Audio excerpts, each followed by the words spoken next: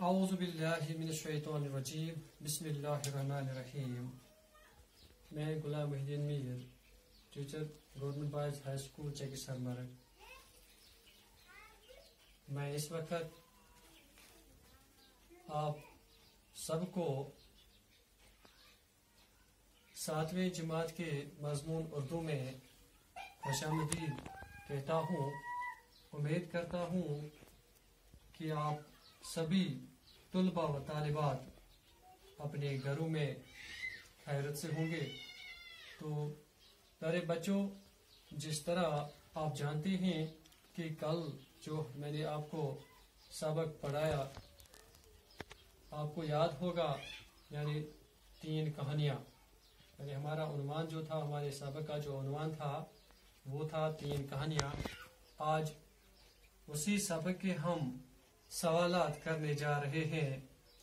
तो आपको याद होगा कि ये जो 3 कहानियां हैं, एक तो चालाक बंदर के मुतालिक मैंने पढ़ाया आपको, इसमें दूसरा जालिम बादशाह होता था, तो उसके बारे में मैंने आपको जानकारी दी।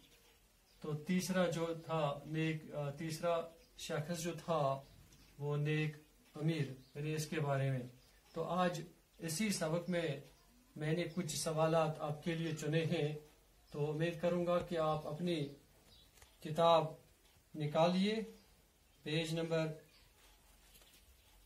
66 पर जाइए, यानी पेज नंबर 66।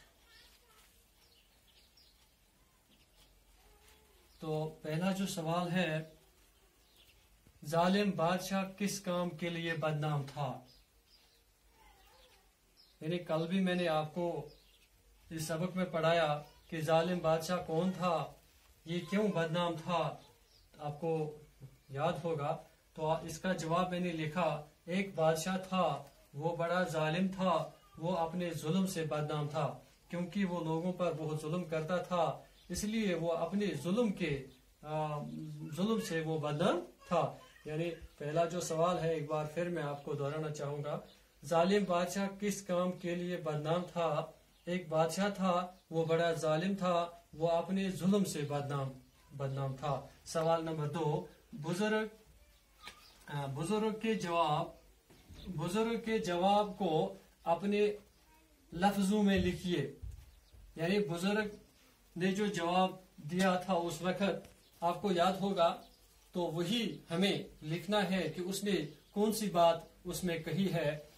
बुजुर्ग का जो जवाब था वो इस तरह था, सच्ची बातें सच्चे आदमी ही सुनते हैं। यानी बुजुर्ग ने इसमें यह कहा था कि जो आदमी सच्चा होता है, जो आदमी सच्चा होता था, वो उसी पर इसका असर होता है। यानी सच्ची बातें जो होती है उसी पर वो आदमी अच्छी तरह से सच्ची बातें सुनता है। यानी सच्ची बातें सच्चे आदमी ही सुनते हैं। जो आदमी मोहब्बत, दोस्ती और नेकी की बातें छोड़कर दुश्मनी करने लगा, जो शख्स मोहब्बत, दोस्ती, नेकी यानी इन सब बातों को छोड़कर दुश्मनी करने लगता है, तो उस पर इन बातों का कोई असर नहीं होता है। यही मैंने इसका जवाब लिखा। और जब आदमी इंसानियत के आला दर्जे से खुद को गिराता है, जब कोई शख्स इंसानियत के आला दर्जे से गिराता है, तो क्या होता है? तो वो बुरे कामों में लग जाता है, तो उसका ज़मीर मर जाता है और किसी भी नेक बात का उस पर असर नहीं होता। यानी उस पर फिर किसी बात का, या अगर कोई शख्स उसको कोई नसीहत करता है तो उस पर कोई असर नहीं होता है। सवाल नंबर 3, अमीर आदमी किस पर सवार था? ये जो अमीर आदमी था किस पर सवार था? जवाब, अमीर आदमी घोड़े पर सवार था। ये जो अमीर आदमी था ये वहां से गुजर रहा था, यानी घोड़े पर वो सवार था। यही है इसका जवाब। सवाल नंबर 4, अमीर आदमी ने बच्चे के साथ क्या सलूक किया? जब ये घोड़े पर वहां से गुजर रहा था तो उसकी नजर एक बच्चे पर पड़ी, तो उसने बच्चा जो था उसके पाँव में उस वक्त एक कांटा चुभ गया था। जब इस आदमी की नजर इस बच्चे पर पड़ी तो बच्चा चिल्ला रहा था। यही सवाल यहाँ पे आया है उस बच्चे ने उसने पहले तो बच्चे का पाँव अपने गोद में लेकर कांटा निकाला। पहले उसने बच्चे को उठाया, अपने गोद में बिठाया और उसका कांटा जो उसके पैर में छुप गया था वो निकाला।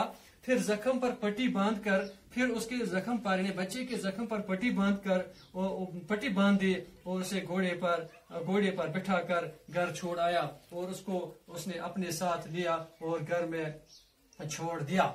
अमीर आदमी को मरने के बाद जगह कहाँ मिली? यह आखिरी सवाल है इसका। अमीर आदमी को मरने के बाद जन्नत में जगह मिलती है। आपको याद होगा ये जो अमीर आदमी होता है, यानी ये बड़ा नेक आदमी होता है, यानी उसका इंतकाल जब होता है कोई शख्स को ख्वाब में देखता है कि अमीर आदमी अल्लाह का शुक्र कर रहा था क्योंकि इसने इस बच्चे के पाँव से जो कांटा निकाला है, अल्लाह ने उसको इस कांटे के बदले जन्नत के बाग दिए हैं। तो आज मैं आप यहीं पर इख्तिताम करता हूँ। कल इंशाल्लाह हम फिर मिलेंगे, तब तक के लिए खुदा हाफिज, वसलाम।